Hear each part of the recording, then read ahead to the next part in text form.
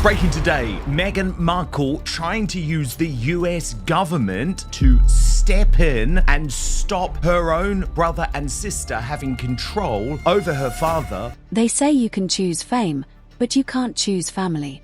Yet, Meghan Markle seems to think she can do both and still come out looking like royalty. It's no mystery that Meghan pays people to go after anybody who says anything bad about her. One day, all the Sussex squad will be wiped off the face of the f***ing planet, period, along with Meghan. In a move that's got the internet boiling, her own brother Thomas Markle Jr. just dropped a bombshell that even Buckingham Palace couldn't polish on camera, raw, unfiltered and furious. Because anybody who says anything bad about Meghan, oh, they go after her. Good job, squaddies. Good job. Your quarterly bonuses are in your f***ing account now. He accuses Meghan of abandoning their ailing father while the cameras kept rolling and the interviews kept humming for someone who built an empire. Preaching compassion and connection, the silence toward her own family is well louder than any royal state. Stop sending your government officials in to the hospital in the Philippines. Pick up your goddamn mobile phone. Call Caroline Graham. You know her number. Pass the mobile phone over to Thomas Markle. Have a conversation. Anything less than that proves that you're not a human being, which is something that we've known for a long time. While her father's health declines, Meghan's PR machine seems busier than ever. Trademarking projects, curating podcasts, posing for glossy spreads, but not a single public word for the man who raised her. That's not just cold. That's Antarctica in designer heels. People of this evil bullshit caliber do not have a place on this world. Thomas Jr. didn't hold back. He called her out as heartless, distant, and obsessed with her image. And honestly, this time, even her fiercest defenders are struggling to spin it. The man looked straight into the camera and said she's turned her back on her blood. You're only putting out all this PR shit to boost your public image. But here's the twist. This interview isn't just another family squabble. It's the moment the M narrative might finally crack, because what Thomas revealed next about Meghan's past and her carefully crafted royal mask left even longtime fans speechless. It's the worst crisis PR scenario that her team could ever imagine. When Thomas Markle Jr. sat down for that interview, no one expected him to come out swinging like a man with nothing left to lose. But that's exactly what happened. Calm at first, then visibly shaking, he looked straight into the lens and said the one thing no PR team could ever undo: that Meghan abandoned their father when he needed her most. Not gossip, not rumor. His words unfiltered and broadcast for the world to judge. Now, after this point, when you've had 7 years knowing my father's phone number, it hasn't changed for 15 years. It's the same phone number. You have not reached out. You have not texted. You have not called. It wasn't some emotional outburst either. He came armed with dates, memories, and receipts. He painted a picture of an aging father waiting by the phone while his daughter, once daddy's little girl, ghosted him for the cameras. He accused her of trading loyalty for luxury, replacing real love with royal optics. And for viewers watching, it stung because beneath the tabloids and tiaras, it sounded heartbreakingly human. This wasn't just a family feud anymore. It was a public reckoning. For years, Meghan had kept control of her story. Polished, protective, and picture perfect. But Thomas' words cracked that porcelain image wide open, letting everyone see the tension simmering beneath the palace glow. And the worst part, he says, this is only the beginning. Because what he revealed next doesn't just question Meghan's compassion, it questions her entire truth. And trust me, that next revelation will have you questioning everything you thought you knew about her. You look like you're medically induced on all your videos. You look like a fucking psychopath. You look like you're fucking on drugs. You and fucking Harry. You guys are in fucking la la land. No concept of fucking reality. It's disgusting.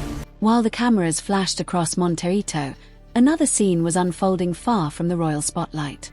A frail father battling illness, still hoping for a call that never came. Thomas Markle, Sr., once the man who worked long hours just to give Meghan her first taste of Hollywood dreams, now spends his days quietly wondering why the daughter he raised with so much pride refuses to even speak his name. Thomas Jr. described it bluntly. Dad's health is fading, and she doesn't even check in. His voice cracked when he said it, not out of anger, but disbelief. Because for him, it's not just silence. It's a message. A message that fame, titles, and documentaries matter more than the man who paid for acting lessons and stood in the front row of her first school play.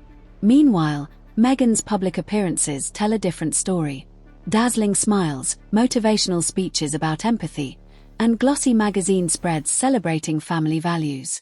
I made one dumb mistake, and I'm never being forgiven for it. And this show that they're on, they talk about compassion. There's no compassion for me. There's no compassion for my family. And there's no compassion for the royal. But behind that glamour, her brother claims there's a wall higher than any palace gate.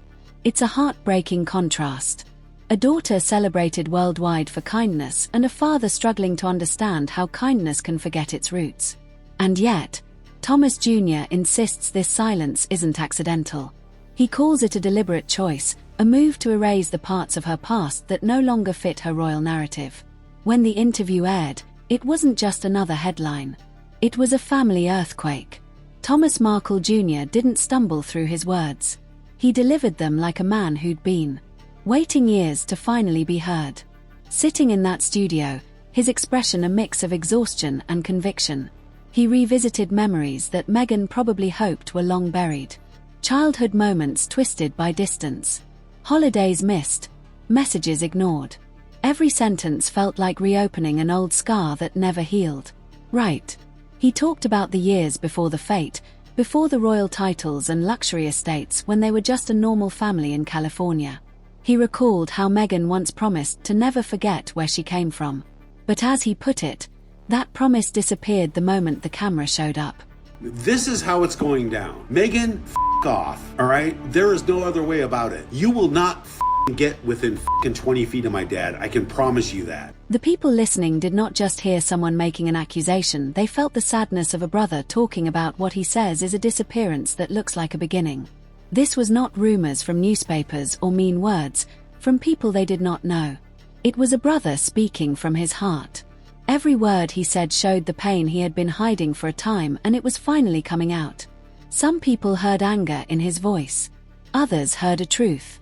The brother was talking about a disappearance. It was clear that it hurt him deeply. The disappearance was something that affected the brother. He was not afraid to talk about it. But what really got everyone talking on the internet was not what Thomas said, it was what he suggested without directly saying it. He made it seem like there are things about Meghan's past that she does not want people to know about. The thing that really made a deal was what Thomas implied about Meghan. He implied that there are parts of Meghan's past that Meghan never wanted to talk about or have people find out about. To people, Meghan Markle is a kind person. She helps people. Stands up for women. She is a voice. When you look behind all the nice speeches and the cameras flashing, Thomas Jr. says something different. He says the way people see her is not really her. It is like she is acting. He thinks she has been hurting people she loves for a time. Even though people think she is so nice, he says she was not nice to her family. Meghan Markle is seen as a person, but Thomas Jr. says that kindness did not reach her family, the people closest to Meghan Markle. The contrast is striking. On one side, glossy magazine covers praising a modern princess. On the other, relatives who say they can't even get a reply to a message. And in that gap between public praise and private pain, a much darker story seems to be waiting to be told.